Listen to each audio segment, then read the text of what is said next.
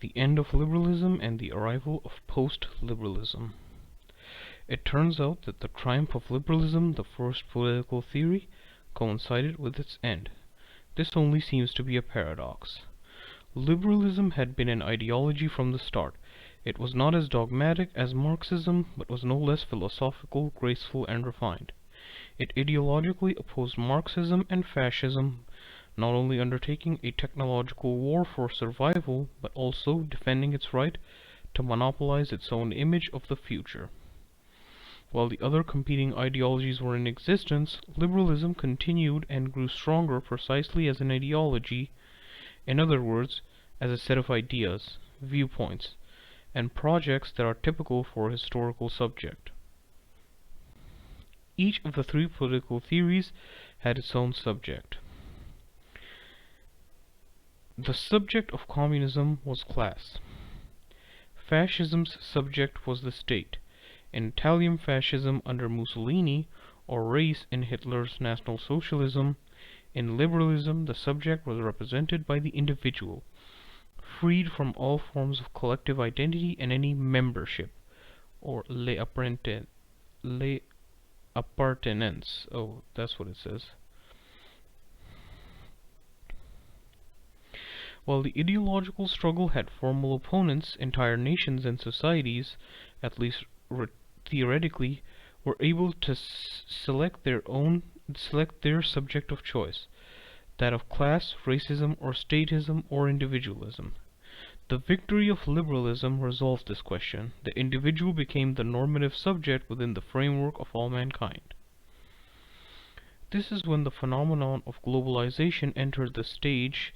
The model of a post-industrial society makes itself known, and the postmodern era begins.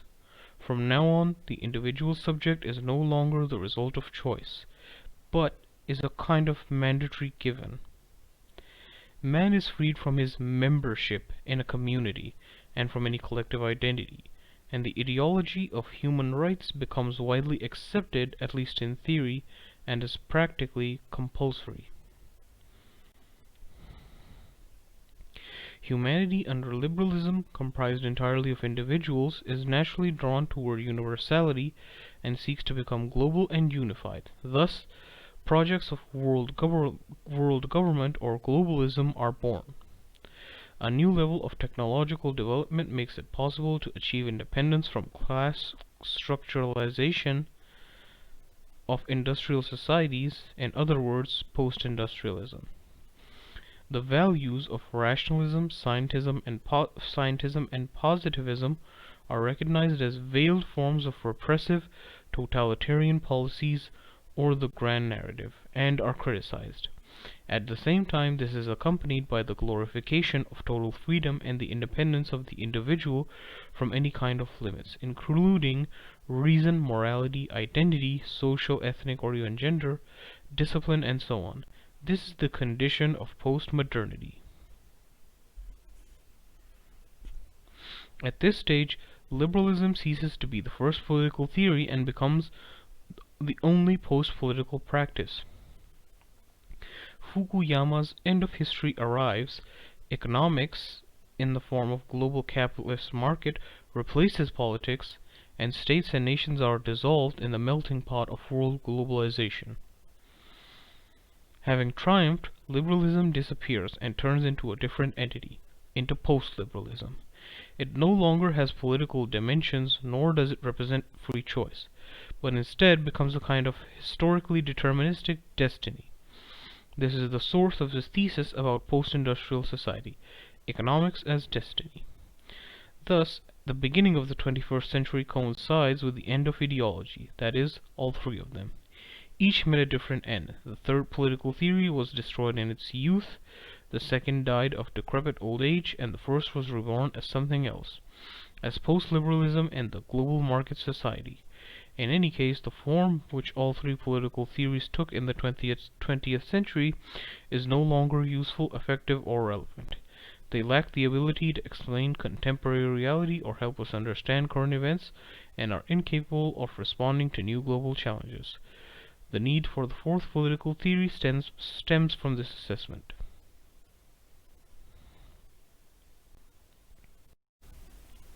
The fourth political the the fourth political theory as a resistance to the status quo. The fourth political theory will not simply be handed to us without any effort. It may or may not emerge. The prerequisite for its appearance is dissent. That is, dissent against post-liberalism as a universal practice, against globalization, against postmodernity, against the end of history, against the status quo, and against the inertia of the processes of civilization at the dawn of the 21st century. Oops, sorry.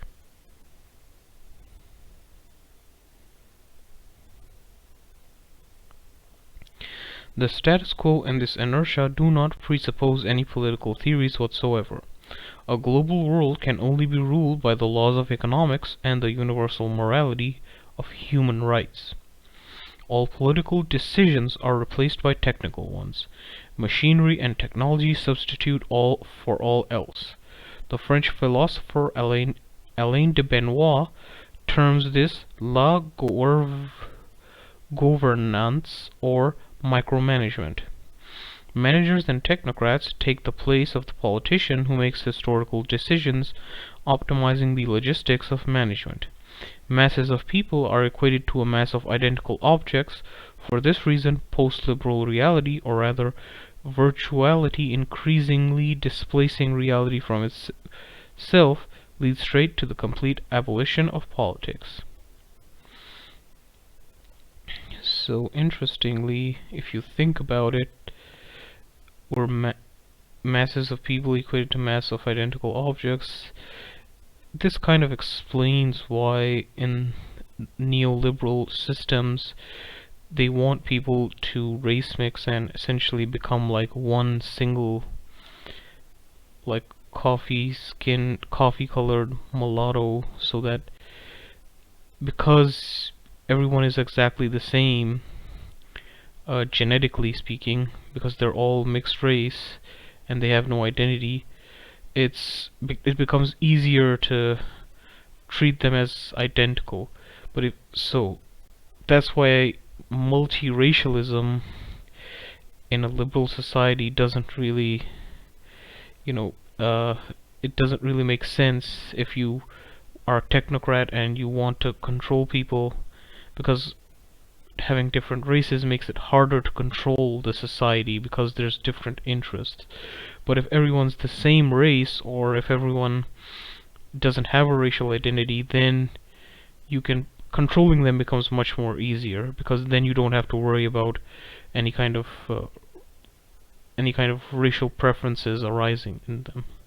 Anyway, sorry for the interjection. Some may argue that liberals lie to us when they speak of the end of ideology. This was my debate with the philosopher Alexander Zinoviev. In reality, they remain believers in their ideology and will simply deny all others the right to exist. This is not exactly true. When liberalism transforms from being an ideological arrangement to the only content of our extant social and technological existence, then it is no longer an ideology, but an existential fact, an objective order of things. It also causes any attempt to challenge its supremacy as being not only difficult, but also foolish. In the postmodern era, liberalism moves from the sphere of the subject to the sphere of the object. Potentially, this will lead to the complete replacement of reality by virtuality. The fourth political theory is conceived as an alternative to post-liberalism, but not as one ideological arrangement in relation to another. Instead, it is an incorporeal idea opposed to corporeal matter, as a possibility entering into conflict with the actuality as that which is yet to come into being, attacking that which is already in existence. Yeah, I might have to reread this one. It is an incorporeal idea opposed to corporeal matter as a possibility entering in conflict with the actuality as that which is yet to come into being, attacking that which is already in existence. I guess I'll explain later on, because this is kind of confusing. At the same time, the fourth political theory cannot be the continuation of either the second political theory or the third. The end of fascism, much like the end of communism, was not just an accidental misunderstanding, but the expression of a rather lucid historical logic. They challenged the spirit of modernity. Fascism did so almost openly, communism more covertly.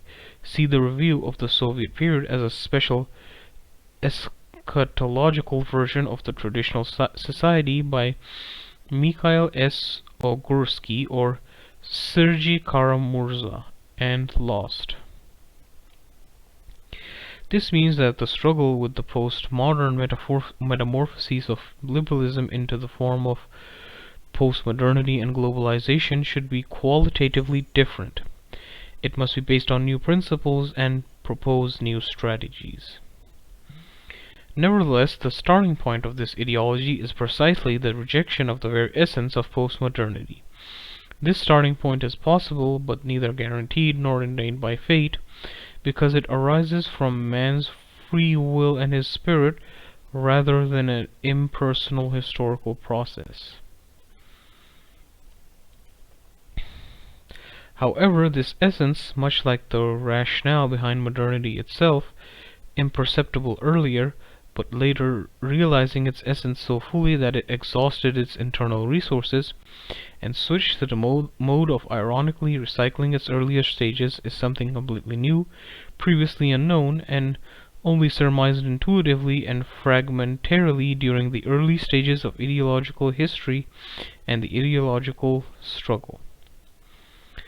The fourth political theory is a crusade against postmodernity, the post-industrial society, liberal thought realized in a practice, and globalization, as well as its logistical and technological bases.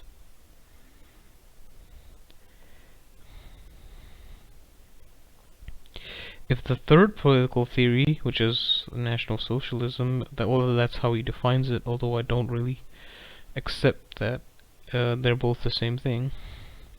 If the third political theory criticized capitalism from the right and the second from the left, then the new stage no longer features this political topography. It is impossible to determine whether the right and the left are located in. It is impossible to determine where the left and where the right and the left are located in relation to post-liberalism. There are only two positions: compliance, the center, and dissent, the periphery. Both positions are global.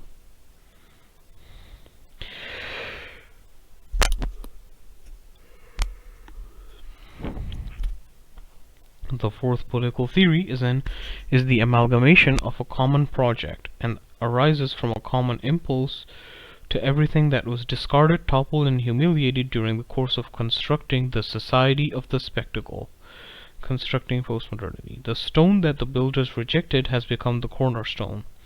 The philosopher Alexander Siketsky rightly pointed out the significance of marginalia in the formation of a new philosophical age, suggesting the term metaphysics of debris as a metaphor.